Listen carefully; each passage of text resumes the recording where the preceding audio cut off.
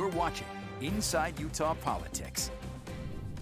Welcome back, everyone. Time now to dig into some of the big stories of the week with the Inside Utah Politics panel. This week we have Salt Lake County Council members Amy Winder-Newton and Arlen Bradshaw. To both of you, thanks so much for joining us for this discussion today. Let's start off with redistricting. It's been a big discussion for quite some time now, but the maps have been submitted by the committee. So Amy, let's start with you. And before we kind of get into the specifics of it, what really is at stake here, and why should everyone at home be so concerned about the decisions that are made here in the next few weeks? Well, obviously the state leaders will be deciding how the congressional maps and state House and Senate maps will look for the next 10 years. We do this every time we have a census, and it's a great opportunity to be able to make sure that they're fair as far as population numbers and everything else. So, you know, I think the public is interested because they want to know who's going to be representing them and which districts will they be living in. I do think it's interesting, though, as I talk to people about this issue, I think people are more worried about inflation and other issues, and this isn't top of mind like it is for politicos and the media and people who are directly involved. And so that's the issue that we run up against. Okay, Arlen, what do you think?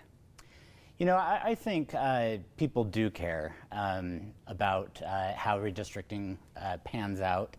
I mean, ultimately it affects what our representation in the legislature looks like, what our congressional districts are.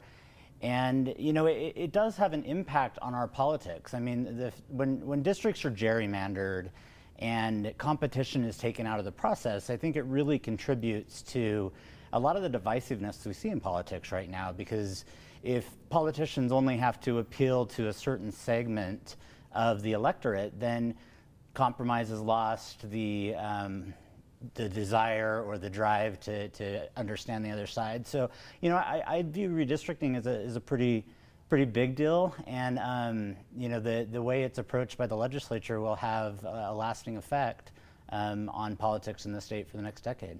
Okay, so let's talk about what's next. The maps have been submitted, so this is kind of a two-part question. Number one, do you like the idea of the committee coming up with maps and submitting them to the legislature? And then the second part is, what's going to happen next, and what do you see happening next? So Amy, let's go back to you. Yeah, no, I think it's great. Anytime you can have a very public process where you have an independent group of people who can look at these maps and figure out some recommendations, I think it's great. In fact, we have that even on our county level. We have a redistricting commission, and we just heard from them earlier in the week about the maps that they wanted to submit for our county council districts and school board districts. And so it's a great process. It's good to get the input. I know the state's redistricting commission has traveled the state listening to multiple communities and community leaders on things that they're hoping to see, and they're taking all of that information and putting it into one place and then submitting these maps. So I think it's a great process. Now, do I think that the state legislature is going to necessarily choose one of the maps that's submitted? I would be surprised, because I know that they've got their own redistricting committee that's done the same thing, and they're going to probably take all of this information, put it together, and then figure out what works and makes the most sense. So I think it'll be interesting to see what they do. I know the legislature is planning to meet on this next week during their interim and take the vote. Okay, and then we'll be waiting for that. Okay, Arlen, let's get your response to the same two-part question. You know, Amy and I agree that an independent commission, I think, is best.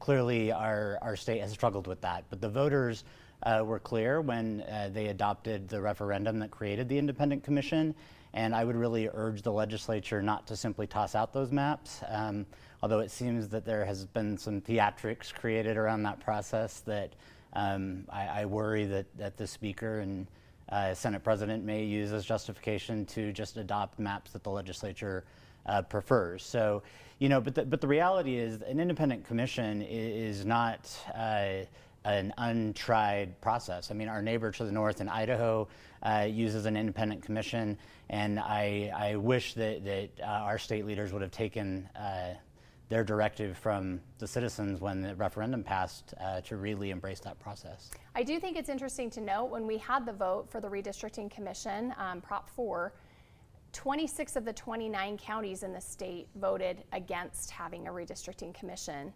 and Salt Lake County really carried that vote. So it'll be interesting to see if a lot of those legislators who are in districts that didn't support it end up being supportive of the maps that are submitted, or if they decide, that their constituents have spoken loud and clear that they think the legislature is best equipped to make the decision. Okay, before we move on to our next topic here, I want to talk about the Salt Lake County, your own redistricting, the changes there. What can we expect when you guys make that final vote in a couple weeks? Amy, you go first. Well, we are just looking at the 3 maps that we've received and figuring out what we need to do. In Salt Lake County, our growth is in the southwest. And so naturally, our districts are going to shift a little bit more to the southwest. And we're going through a similar process that the state is. And Arlen, have you been happy with that process so far? Yeah, so this is the second time Salt Lake County has utilized its own independent commission to redistrict for our 6 county council districts, as well as all of the multi-municipal school districts in the county. And it seems to have worked well. We adopted, with a very small change, one of the commission's maps 10 years ago, and I'm hopeful that we'll do the same this year. There's always competing philosophies. Are we just changing the boundaries to equalize for population, or do we want to look at whether perhaps drawing the lines to match other jurisdiction boundaries, like city boundaries, is a more beneficial way to be represented on the county level, which I tend to agree with, but that would create a bigger change in our current maps. Okay, now let's move on to municipal elections. Just this past Tuesday, of course, our communities voted on important stuff for the communities, the smaller communities as a whole. And part of that, we saw a lot of ranked choice voting. So Arlen, let's start with you. What are your opinions on ranked choice voting, and how do you think it serves the community? You know, I'm a strong supporter of ranked choice voting, and I'm very pleased to see so many municipalities took the opportunity to implement it in this municipal year. You know, a lot of the concern that was brought up of not to do it seemed to center around difficulties in administering the election, and I think this past week we saw that those fears were perhaps somewhat unfounded. The Salt Lake County Clerk's Office seemed to have done a really good job implementing ranked choice voting, and frankly it was kind of fun and exciting. You know, I got to vote a ranked choice ballot for the first time, which I really appreciated that opportunity.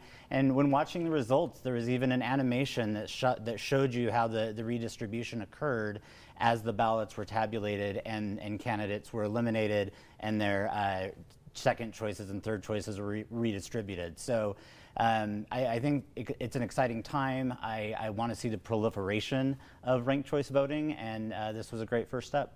Okay, Amy, you take it away. You know, I agree. I think ranked choice is a great option.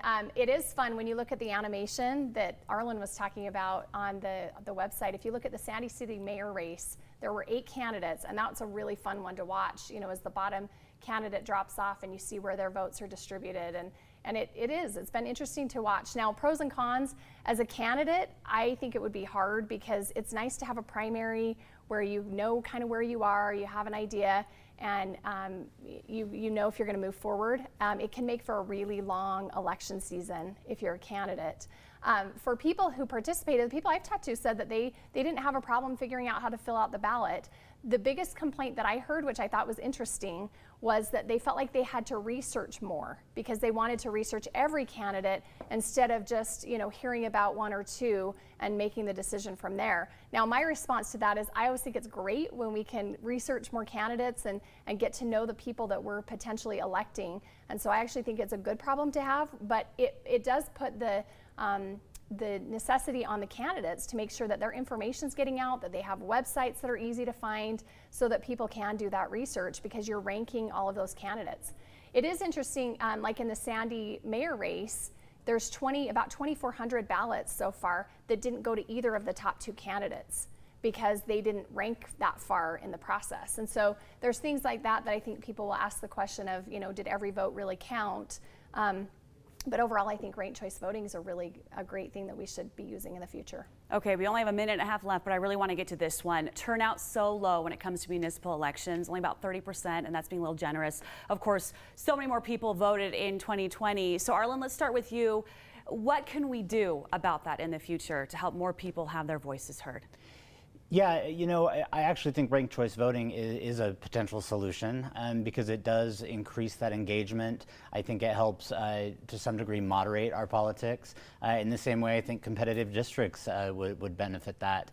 And, you know, there's a lot of reasons people are less focused on their municipal leaders, but those decisions affect them a lot more on a day-to-day basis than what the president does.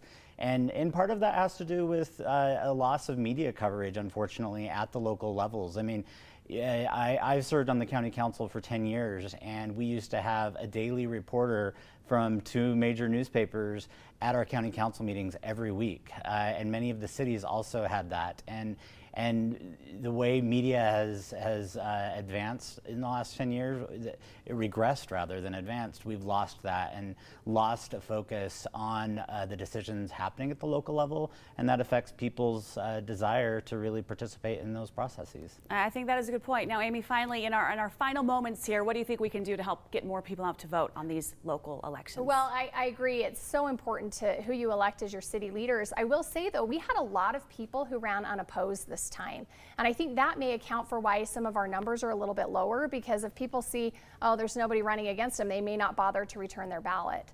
And so we did have a high number of unopposed races, which I think that's another interesting question of what does that mean? Does it mean people don't want to engage in politics and run for office because it's too nasty out there? Does it mean that everybody's happy with the leaders that they have currently? Does it mean they're more focused on federal issues and the local issues are kind of going by the wayside? I think those are the real questions that we need to be looking at going forward. Okay, Salt Lake County Council members Amy Winder-Newton and Arlen Bradshaw, thanks so much for joining us. We appreciate your time. We'll have more Inside Utah Politics coming up next.